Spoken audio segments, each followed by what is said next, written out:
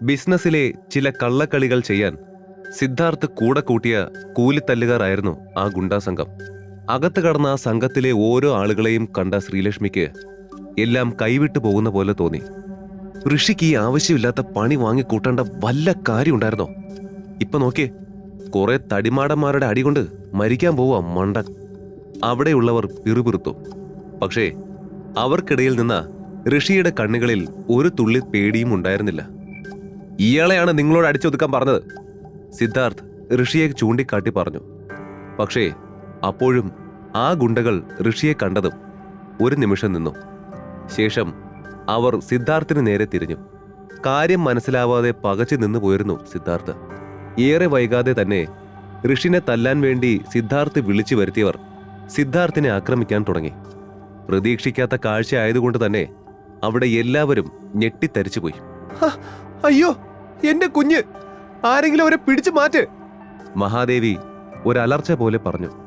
പക്ഷേ വന്ന ഗുണ്ടകളെ കണ്ട് അവിടെയുള്ളവർ ഭയന്ന് മാറി നിന്നതല്ലാതെ സിദ്ധാർത്ഥിനെ രക്ഷിച്ചില്ല. ഋഷിൻ പുച്ഛത്തോടെ അവിടെ നിന്നും പോയി. ഋഷി പോയ ശേഷവും തങ്ങളുടെ ദേഷ്യം അടങ്ങുന്നത് വരെയും സിദ്ധാർത്ഥിനെ ആ ഗുണ്ടകൾ മർദ്ദിച്ചു. ഒട്ടും കുറയ്ക്കണ്ട, നല്ലത് കൊടുക്കണ്ട ഇവന്, അവന്റെ ഒടുക്കത്തെ ഒരു കൊട്ടേഷൻ, ഗുണ്ടകളുടെ കൂട്ടത്തിൽ ഒരുവൻ ഉറക്കെ പറഞ്ഞു. ദാ, ഇനി ഇതുപോലെ കൊട്ടേഷൻ ഏൽപ്പിക്കുമ്പോ ആളാരാണ്, എങ്ങനെയുള്ള ആളാണ് എന്നൊക്കെ കൃത്യമായി അന്വേഷിക്ക്. എന്നിട്ട് മാത്രമേ ഞങ്ങളെയൊക്കെ വിളിച്ചു വരുത്താൻ പാടുള്ളൂ. കേട്ടടാ മണ്ട, ഇന്ന് നിന്നെ ജീവനോടെ ബാക്കി വയ്ക്കുക. പക്ഷേ അടുത്ത തവണ ഈ അവസരം നിനക്ക് കിട്ടില്ല. വരണടാ. അത്രയും പറഞ്ഞുകൊണ്ട് അതിലെ നേതാവ് തന്റെ ആളുകളെയും കൂട്ടി അവിടെ നിന്നും തിരികെ പോയി. അവർ പോയതിനു ശേഷം മഹാദേവി തന്റെ പ്രായം പോലും മറന്ന് അവനടുത്തേക്ക് ഓടി വന്നു. അയ്യോ സിദ്ധു മോനെ, എന്റെ മോനെ, മുത്തശ്ശി വല്ലാതെ വേദനിക്കുന്നു. സിദ്ധാർത്ഥ് വേദന സഹിക്കാനാവാതെ കരഞ്ഞു. അവന്റെ ഇടറിയ ശബ്ദവും വേദന നിറഞ്ഞ മുഖവും കാണെ മഹാദേവിയുടെ കണ്ണുകളും നിറഞ്ഞു. എന്തുകൊണ്ടാണ് സിദ്ധാർത്ഥ് വിളിച്ചു വരുത്തിയ ഗുണ്ടകൾ ഋഷിനെ തല്ലാത്തത്? സിദ്ധാർത്ഥിനെ ഇത്രയധികം തല്ലിച്ചതച്ചതെന്തിനാ? അവിടെ കൂടിയിരുന്നവരുടെ മനസ്സിലെല്ലാം ആ ചോദ്യങ്ങൾ ഉയർന്നു. ആർക്കും അതിനൊരു ഉത്തരം കണ്ടെത്താൻ കഴിഞ്ഞില്ല. Excuse me. ഇതുവരെ അവിടെ കേട്ടിട്ടില്ലാത്തൊരു പുരുഷ ശബ്ദം കേട്ടതും അവിടെ ഉണ്ടായിരുന്ന സർവരും പെട്ടെന്ന് നിശബ്ദരായി. എല്ലാവരുടെയും ശ്രദ്ധ വാതിലിനരികിലേക്ക് അപ്രതീക്ഷിതമായി കേട്ട ആ ശബ്ദത്തിലേക്ക് നീണ്ടു. അപ്പോഴേക്കും വാതിൽ കടന്ന് ബ്ലാക്ക് കളർ സ്യൂട്ടിൽ ലക്ഷ്മൺ അവിടേക്ക് വന്നു. അവന്റെ ഇരുവശത്തുമായി അംഗരക്ഷകരായും സഹായികളായും 4-5 പേരുണ്ടായിരുന്നു. അവനെ കണ്ടതും മഹാദേവി ശരിക്കും ഒന്ന് അത്ഭുതപ്പെട്ടുപോയി. ഇങ്ങനെ പെട്ടെന്ന് ലക്ഷ്മണനെ പോലുള്ളവർ ഞങ്ങളുടെ അടുത്തേക്ക് വന്നത് എന്തിനായിരിക്കും?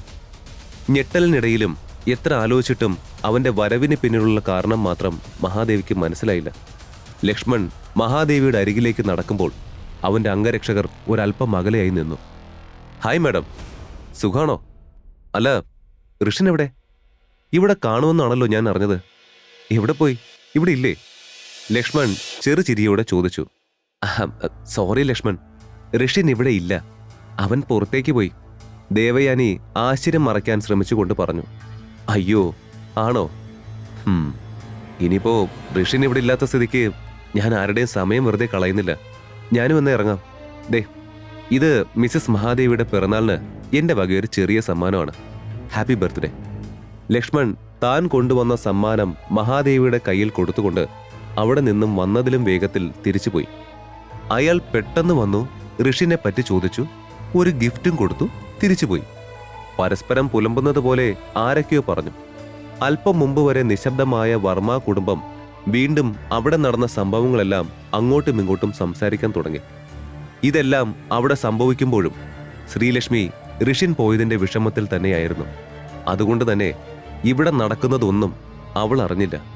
അപ്പോഴേക്കും ഒരു കുട്ടി അങ്ങോട്ടേക്ക് പെട്ടെന്ന് ഓടി വന്ന് പറഞ്ഞു, മുത്തശ്ശി, മൾട്ടിനാഷണൽ കമ്പനിയുടെ ഉടമ ഒലിവിയ മാഡം വന്നിട്ടുണ്ട്. വീണ്ടും ഒരു ഞെട്ടലോടെ എല്ലാവരും പരസ്പരം നോക്കി. അവിടെ പലരും ആ കമ്പനിയെക്കുറിച്ച് കേട്ടിട്ടുണ്ട്. അത്രയും വലിയൊരു VIP എന്താ പെട്ടെന്ന് വന്നതെന്ന് അറിയേ അവർക്കെല്ലാവർക്കും ആശ്ചര്യം തോന്നി. ഇപ്പോ മിസ്റ്റർ ലക്ഷ്മൺ രവി വന്നു പോയതേ ഉള്ളൂ. അപ്പോഴേക്കും അടുത്തയാളെത്തി, അതും ഒലിവിയ മേഡത്തെ പോലൊരാൾ. നമ്മുടെ മുത്തശ്ശി ശരിക്കും സ്റ്റാർ ആയോ? അതോ മുത്തശ്ശിയുടെ ഏതെങ്കിലും ഒരു വീഡിയോ വൈറലായോ? വിളിക്കാതെ പോലും എത്രയെത്ര ആളുകളാ ഇവിടേക്ക് വരുന്നത്. കുറച്ച് നിമിഷങ്ങൾ കൊണ്ട് അവിടെ അരങ്ങേറുന്ന സംഭവങ്ങൾ ഒന്നും അവർക്കാർക്കും വിശ്വസിക്കാനായില്ല. എല്ലാം വളരെ പെട്ടെന്ന് സംഭവിക്കുകയായിരുന്നു. മഹാദേവി വർമ്മ ഒരിക്കലും ഒലിവിയെ നേരിട്ട് കണ്ടിട്ടില്ല. അങ്ങനെയുള്ളപ്പോൾ അവൾ തന്നെ തേടി വരുന്നതറിയേ അവർ ശരിക്കും അത്ഭുതപ്പെട്ടു. Hello madam. ഒലിവിയ അകത്തേക്ക് പ്രവേശിച്ച് മഹാദേവിക്ക് അടുത്തേക്ക് നടന്നുകൊണ്ട് വിളിച്ചു. ഒരു ഡസനിലധികം അംഗരക്ഷകരും അവർക്ക് പിന്നാലെയുണ്ടായിരുന്നു. അയ്യോ, അത് കണ്ടില്ലേ? ഒരുപാട് ബോഡി ഗാർഡ്സ് ഉണ്ട്. ശരിക്കും വലിയ പുള്ളി തന്നെയാ ഈ ഒലിവിയ. വർമാസ് ഫാമിലിയുടെ കൂട്ടത്തിൽ ഒരാൾ മറ്റൊരാളോട് പറഞ്ഞു. ഓ, താങ്കളെന്റെ പിറന്നാളിന് ഇവിടെ എത്തിയതും എനിക്ക് അതിയായ സന്തോഷമുണ്ട് ഒലിവിയ. നിങ്ങളെപ്പറ്റി ഒരുപാട് ഞാൻ കേട്ടിട്ടുണ്ട്. ഒലിവിയയുടെ സ്ഥാനവും സാമ്പത്തികവും അറിഞ്ഞു വെച്ചുകൊണ്ട് മഹാദേവി അവളോട് വളരെ സ്നേഹത്തോടെ സംസാരിച്ചു. ഓ, സന്തോഷം മുത്തശ്ശി. അല്ല, ഋഷിനെവിടെ? അവനെവിടെ ഉണ്ടോ? മുത്തശ്ശി പറയുന്നതിൽ പകുതിയും ശ്രദ്ധ കൊടുക്കാതെ അവൾ ചുറ്റും തിരഞ്ഞു നോക്കിക്കൊണ്ട് ചോദിച്ചു. അത് കേട്ടതും ശ്രീലക്ഷ്മി തന്റെ ചിന്തകളിൽ നിന്നും ഉണർന്നുകൊണ്ട് പുരികം ചുളിച്ചുകൊണ്ട് മുത്തശ്ശിയോട് സംസാരിക്കുന്ന ഒലിവിയെ നോക്കി. ഋഷിനോ? അതെന്താ ഇവിടെ വരുന്നവരെല്ലാം അവനെക്കുറിച്ച് ചോദിക്കുന്നത്? ഇവിടെ ശരിക്കും എന്താ നടക്കുന്നത്? ആകെ അമ്പരപ്പോടെ മുത്തശ്ശി ആരോടൊന്നില്ലാതെ പതിയെ പറഞ്ഞു. സോറി ഒലിവിയ, ഋഷിൻ ഇവിടെ നിന്നും പോയിട്ട് കുറച്ചു നേരമായി. അവർ സ്വയം നിയന്ത്രിച്ചുകൊണ്ട് അവളെ നോക്കി ഒരു ചിരി വരുത്താൻ ശ്രമിച്ചു. ഓ, ഋഷിൻ പോയോ? അവനിവിടെ ഇല്ലെങ്കിൽ പിന്നെ ഞാനായി നിങ്ങളുടെ ആരുടെയും സമയം പാഴാക്കി കളയുന്നില്ല. By the way, happy birthday. അത് പറയുന്നതിനൊപ്പം തന്നെ അവൾ അവരുടെ കയ്യിലേക്ക് ഒരു സമ്മാന പൊതി വെച്ചു കൊടുത്തു. എങ്കിൽ ഞാനും ഉറങ്ങട്ടെ, അവനെ ഞാൻ പിന്നെ വിളിച്ചോളാം. Once again happy birthday. ലക്ഷ്മണിനെ പോലെ തന്നെ ഋഷിൻ അവിടെ ഇല്ലെന്നറിഞ്ഞതും സമ്മാനവും അവർക്ക് കൊടുത്ത് മിന്നൽ വേഗത്തിൽ അവളും പോയി. അയ്യോ, എനിക്ക് വയ്യ. എനിക്കിങ്ങനെ ഇതൊക്കെ കാണാൻ വയ്യ. എന്തിനാ ഈ VIP-കളൊക്കെ ഋഷിനെ തിരക്കുന്നത്? കൂട്ടത്തിൽ ആരോ സംശയത്തോടെ ചോദിച്ചു. അവന് മാത്രമല്ല, അവിടെയുണ്ടായിരുന്ന കുടുംബാംഗങ്ങൾക്കെല്ലാം അതേ ചോദ്യം തന്നെയേ മനസ്സിലുണ്ടായിരുന്നുള്ളൂ. ഉഫ്, ഒന്നും മിണ്ടാതിരിക്കാവല്ല. സിദ്ധാർത്ഥനെ ഹോസ്പിറ്റലിൽ കൊണ്ടുപോകണം. കൂടെ ആ ഋഷിൻ എവിടെയാണെങ്കിലും അവനെ അന്വേഷിച്ച് ഇവിടെ എന്റെ മുമ്പിൽ കൊണ്ടുവന്നിരിക്കണം. മഹാദേവി ആജ്ഞാപിച്ചു. ശ്രീലക്ഷ്മി ഒരു നിമിഷം പോലും പാഴാക്കാതെ ആദ്യം തന്നെ പുറത്തേക്കിറങ്ങി. ശേഷം അവൾ വേഗം ഫോൺ എടുത്ത് ഋഷിന്റെ നമ്പർ ഡയൽ ചെയ്തു. നേരത്തെ നടന്ന സംഭവങ്ങൾ കാരണം തന്റെ കോൾ കാണുമ്പോൾ ദേഷ്യത്തിൽ ഫോൺ കട്ട് ചെയ്യുമോ എന്ന് അവൾ ഭയന്നു. എന്നാൽ 4ാമത്തെ റിംഗിൽ ഋഷിൻ ഫോൺ എടുത്തു. ഋഷി എവിടെയാ? ശ്രീലക്ഷ്മി വെപ്രാളത്തോടെ ചോദിച്ചു. ശ്രീലക്ഷ്മി, ഞാൻ വീട്ടിലേക്ക് പോവാ. നീ ഒന്നും ഓർത്തും വിഷമിക്കണ്ട. ഇനി ഞാൻ അവിടെ ഒരു ശല്യമാവില്ല. എന്റെ സാധനങ്ങളെടുത്ത് ഞാൻ ഉടനെ ഇവിടെ നിന്ന് പോവും. അവന്റെ ശബ്ദത്തിൽ വല്ലാത്ത നിർവികാരത അനുഭവപ്പെട്ടു. ഇല്ല, നീ എങ്ങോട്ടും പോകണ്ട. പ്ലീസ് ഋഷി, എനിക്ക് വേണ്ടി കുറച്ചു നേരം വെയിറ്റ് ചെയ്യ്. അവൾ അപേക്ഷിക്കുന്നത് പോലെ ചോദിച്ചു.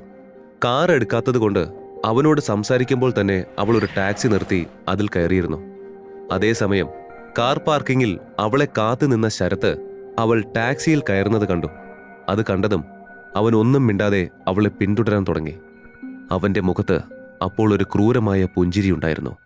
നേരെ തന്റെ വീട്ടിലേക്ക് പോയ ശ്രീലക്ഷ്മി അവിടെ കിടക്കുന്ന ശരത്തിന്റെ കാറ് കണ്ട് അക്ഷരാർത്ഥത്തിൽ ഞെട്ടിയിരുന്നു. ഇന്ന് നടന്ന എല്ലാ പ്രശ്നങ്ങൾക്കും കാരണം ഇവൻ ഒറ്റൊരുത്തനാ. പക്ഷേ അവസാനം എല്ലാവരും ഋഷിയെ കുറ്റപ്പെടുത്തി. പാവൻ ഋഷി എന്ത് വിഷമിച്ചു കാണും. എല്ലാവരും കൂടെ ആ പാവത്തിനെ എപ്പോഴും ഇങ്ങനെ. തന്റെ ചിന്തകൾ പൂർത്തിയാക്കാതെ ദേഷ്യത്തോടെ ശ്രീലക്ഷ്മി ടാക്സിയിൽ നിന്നും അവനെ തുറച്ചു നോക്കിക്കൊണ്ടിറങ്ങി. അവൾ ടാക്സി ഡ്രൈവർക്ക് പണം കൊടുത്ത് തിരിഞ്ഞതും ശരത്ത് വേഗം അവളുടെ അരികിലേക്ക് വന്ന് കയ്യിൽ പിടിച്ചു. എന്ത് പറ്റി ലക്ഷ്മി? നീ എന്താ ഇവിടെ ചെയ്യുന്നത്? നീ ഇവിടെ എന്തേലും മറന്നോ? അതോ വീട്ടിൽ ഒളിപ്പിച്ചത് വല്ലതും എടുക്കാൻ വന്നതാണോ? അവന്റെ ആ ചോദ്യം കേൾക്കേ അവൾ ആകെ അമ്പരന്നു. ശരത്തിന്റെ വിചിത്രമായ പെരുമാറ്റത്തെ അവൾ അത്ഭുതത്തോടെയും ഞെട്ടലോടെയും നോക്കിക്കണ്ടു. തന്റെ കൈകളിൽ ഒന്ന് തൊടാൻ പോലും അവൾ ഇന്ന് വരെ അവൻ അനുവദിച്ചിട്ടില്ല. പക്ഷേ ഇന്ന് അവൻ അനുവാദം പോലും ഇല്ലാതെ തന്റെ കയ്യിൽ ബലമായി പിടിച്ചു. അവന്റെ വികാരങ്ങളെ മറയ്ക്കാൻ ശ്രമിക്കുന്ന മുഖവും അവളുടെ ശരീരത്തെ ആകമാനം ഒഴിയുന്ന അവന്റെ കണ്ണുകളും അവൾക്ക് അരോചകമായി തോന്നി. ഇവനെന്താ ഇങ്ങനെ? ഈ കഥയുടെ ബാക്കി അറിയാൻ download pocket FM app. Link in description.